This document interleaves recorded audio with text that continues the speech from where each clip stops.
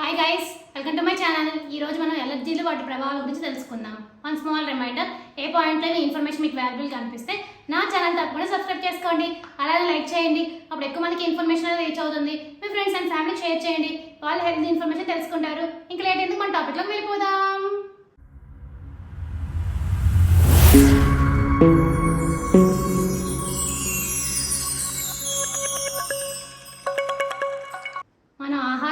గాలిని బయట నుంచి తీసుకొని మన శరీరంలోకి పంపించేటప్పుడు మన శరీరం స్పందించాల్సిన దానికంటే ఎక్కువగా స్పందిస్తుంది.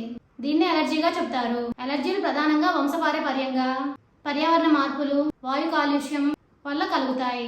అలర్జీ ప్రభావం ఎక్కువ ఊపిరితిత్తుల్లో కనిపిస్తుంది. దీనివల్ల శ్వాస తీసుకోవడంలో ఇబ్బందులు, పొడి దగ్గు, ఆస్తమా వంటివి వస్తాయి. ముక్కులో ఎలర్జీ వస్తే తుమ్ములు రావడం, ముక్కు రంధ్రాలు మూసుకుపోయి శ్వాస తీసుకోవడం ఇబ్బందిగా మారుతుంది. అదే అలర్జీ కళ్ళలోకి చేరితే కళ్ళు ఎర్రబడడం, కళ్ళలోంచి నీరు రావడం జరుగుతుంది. చర్మంలో ఎలర్జీ వస్తే దురదలు, దద్దుర్లు వస్తాయి.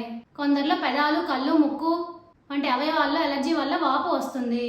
అలర్జీ మొదట ఒక అవయవంలో ప్రారంభమై మందులతో అక్కడ తగ్గి కొంతకాలానికి మరో అవయవానికి సోకే అవకాశం ఉంటుంది.